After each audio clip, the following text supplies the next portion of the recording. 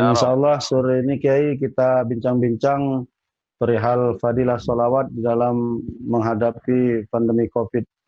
Memang kalau sepintas mungkin judul ini agak membingungkan Kiai, antara hubungan fadilah sholawat dengan pandemi COVID, tetapi mungkin Kiai bisa menjelaskan nanti bersama guru kita Habibana Mahdi tentang hubungan eh, pandemi COVID ini dengan fadilah sholawat. Karena memang fadilah sholawat ini memang luar biasa. Kalau yang ana pahami, ana pernah mendapat ijazah dari Maulana Al-Habib Sagab tentang fadilah sholawat sajaratun nukut yang mampu menghasilkan pohon duit, pohon uang di depan rumah Kiai. Kemudian kemarin diajak sama Bibana Mahdi bersoan ke Bogor, ke Ummul Qura gitu ya, pesantren Ummul Qura. Pimpinan Kiai Haji Helmi pun dapat fadilah sholawat untuk melancarkan rezeki, Masya Allah. Jadi mungkin fadilah-fadilah sholawat yang mengantarkan rezeki inilah yang mungkin bisa kita petik sebagai fadilah sholawat dalam pandemi COVID, Kiai. Karena memang selama COVID ini kan kita harus menjaga imun, Kiai. Menjaga imun supaya tetap sehat dengan makanan-makanan bergizi. Jadi kalau buntu tidak ada uang nggak bisa jaga imun, Kiai. Jadi mungkin dengan banyak sholawat, duitnya banyak, imun terjaga, badan sehat, dan insya Allah bebas dari COVID. Mungkin guru kita Kiai Haji Abdul Somad bisa menjabarkan kepada jamaah Kiai tentang fadilah sholawat di dalam menghadapi pandemi COVID. Fadal Kiai. Bismillahirrahmanirrahim. Assalamualaikum warahmatullahi wabarakatuh. Waalaikumsalam warahmatullahi wabarakatuh. Alhamdulillahilladzi an'ama bil-iman wal Islam. Wassalatu wassalamu ala sayyidil anam wa ala alihi wa ashabihi wa baraka wa sallam. Habibana Habib Mahdi ibn Syihab hafizahullah wa saddada khutah matta'anallah bituli umrihi. Ustaz M. Ali hafizahullah, mudah-mudahan selalu diberikan kesehatan zahir dan batin, istiqamah iman dan Islam. Amin ya rabbal alamin.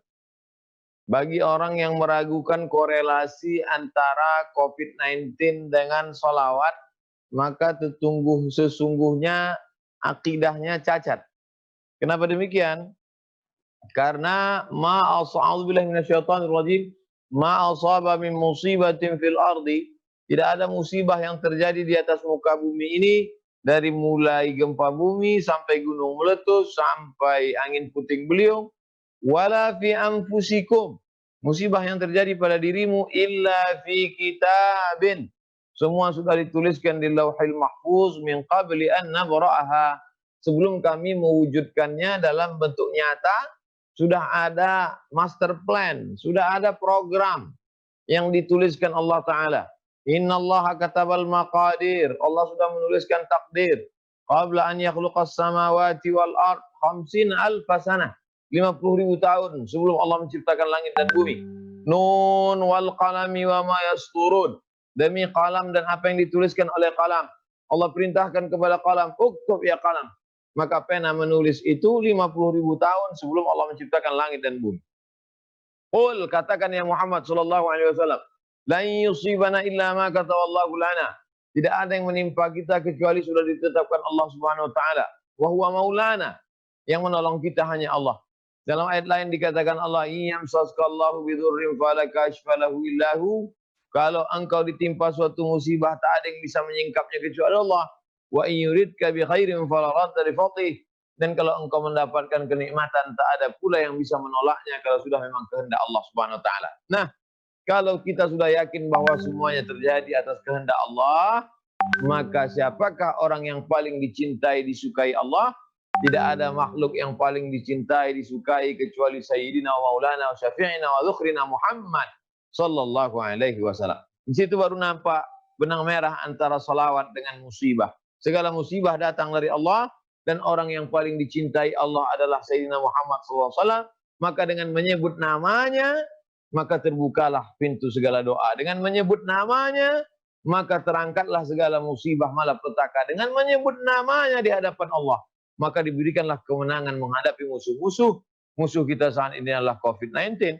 Wa kanu min qablu yastaftihuna 'ala alladziina kafaru. Dulu orang kafir, orang Yahudi kalau berperang melawan kafir Bani Ghatafan, mereka menyebut nama dia. Wa kanu min qablu yastaftihun talabul fathi, minta menang. Ya Allah, menangkan kami melawan Bani Ghatafan berkat kemuliaan Muhammad sallallahu alaihi wasallam. Oleh sebab itu menyebut namanya menyebabkan turunnya rahmat. Maka Allah berselawat, malaikat berselawat, Nabi berselawat, kita berselawat. Innallaha wa malaikatahu yusalluna 'alan nabi. Sesungguhnya Allah berselawat, wa malaikatahu, malaikat berselawat, yusalluna 'alan nabi, berselawat kepada Muhammad sallallahu alaihi wasallam. Ya ayyuhalladzina amanu, hai orang-orang yang beriman, sallu alaihi, berselawatlah kepadanya, wasallimu taslima. Salawat Allah kepada Muhammad SAW, salawat malaikat kepada Nabi Muhammad SAW, salawat orang beriman kepada Nabi Muhammad SAW. Satu lagi, man shalla alayya salatan, siapa yang berselawat kepada Nabi Muhammad SAW satu selawat, sallallahu alaihi biha asyra, maka Allah balas pula dengan 10 kebaikan kemuliaan. Wa hutan anhu asyara sayyi'at, ditutupi 10 kesalahan. Wa rufi'an lahu asyara darajat, dinaikkan 10 derajat tingkatan kemuliaan. Lalu kemudian datanglah sahabat menjumpai Nabi, ya Rasulullah, kami tahu cara mengucapkan salam kepadamu, assalamu alayka ya Rasulullah, assalamu alayka ayuhan Nabi wa rahmatullahi wabarakatuh. Tapi kami tak tahu bagaimana cara berselawat kepadamu. Itulah dia selawat-selawat yang ada di dalam hadis Sahih Bukhari, Sahih Muslim, yang ada dalam Kutubus Sittah, Kutubus Tis'ah. Ini selawat-selawat yang maksur. Tapi kemudian ada ulama yang dapat ilham. Itulah yang disebutkan oleh Ustaz Ali tadi, bahwa ada ulama yang mendapatkan ilham dengan kemuliaan riyadhahnya, mereka melawan hawa nafsunya dengan puasanya, dengan zikirnya, dengan tazkiyatun nafsnya, lalu kemudian mereka mendapatkan ilham. Itulah selawat-selawat yang kita kenal, selawat Burdah, selawat Al-Barzanji, selawat Simtud Durar, selawat Diyaul Lami, selawat-selawat yang disusun oleh para ulama dengan berbagai macam bentuk dan kreasinya.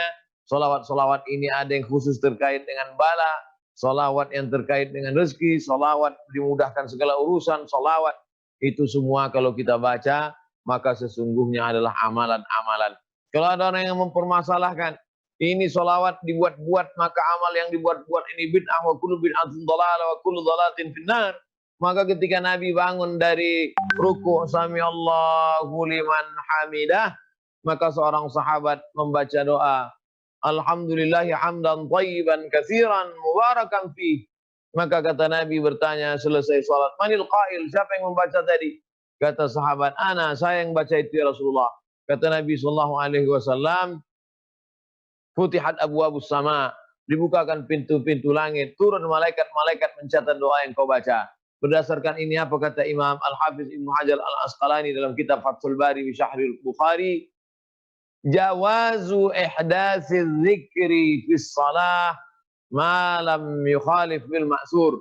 Jawaz, boleh, ihdatsiz zikri, membuat bacaan-bacaan zikir-zikir fis shalah, dalam salat, ma lam yukhalif bil ma'sur, selama tidak bertentangan dengan ma'sur, dengan Quran dan Sunnah.